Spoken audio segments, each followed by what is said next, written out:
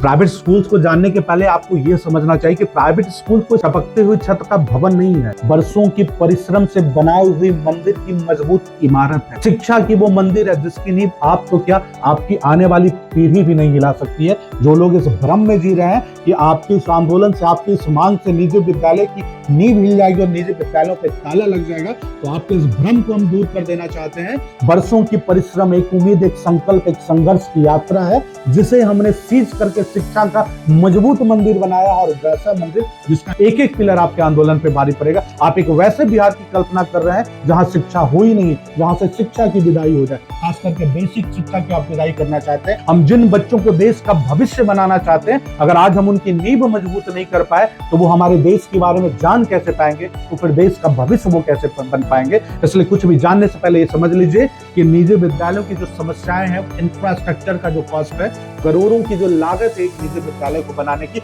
और अगर हम करोड़ों लगाते नहीं तो आज जो क्वालिटी एजुकेशन दे रहे हैं, जो फ्रेश एजुकेशन दे रहे हैं, जो आज विदेश के लोग भी भारत के एजुकेशन सिस्टम को फॉलो कर रहे हैं, भारत के एजुकेशन सिस्टम को देखकर चकित हैं, वो कहीं ना कहीं निजी विद्यालयों की देन है। और अगर हमने इंफ्रास्ट्रक्चर पे वो करोड़ों नहीं लगाया होता तो आज भारत शायद शिक्षा के क्षेत्र में वो मुकाम नहीं हासिल कर रही होती, और आज हम भारत को विकासशील देश नहीं जानते, आज हम बिहार को विकास कर रहा प्रदेश नहीं जानते। अब ये समझ लेना कि निजी विद्यालय की समस्याएं क्या है। एक बार हमने इंफ्रास्ट्रक्चर पे खर्च किया, उसके अलावा हमको मेंटेनेंस पे खर्च करना है, एम्प्लॉयमेंट पे, जितने भी हमारे शैक्षणिक और गैर शैक्षणिक कर्मचारी हैं उन पे जो खर्च हो रहा है, इस पे कोई सरकारी सहायता नहीं होती है। एक तो सरकार हमारे ऊपर कुछ नॉर्म्स लगाती है राइट टू एजुकेशन एक्ट के तहत कि जो 25% अलाभकारी वर्ग के बच्चों को हमें मुफ्त एजुकेशन देना। हालांकि सरकार से वो जो रिटर्न हमें मिलना चाहिए, आरटी एक्ट के तहत जो अनुदान राशि मिलती है, वो भी हमें कई वर्षों से नहीं मिल रही। उसके बावजूद हम वो असहाय, लाचार और अलाभकारी वर्ग के बच्चों को फ्री में शिक्षा दे रहे हैं। आपको निजी विद्यालयों की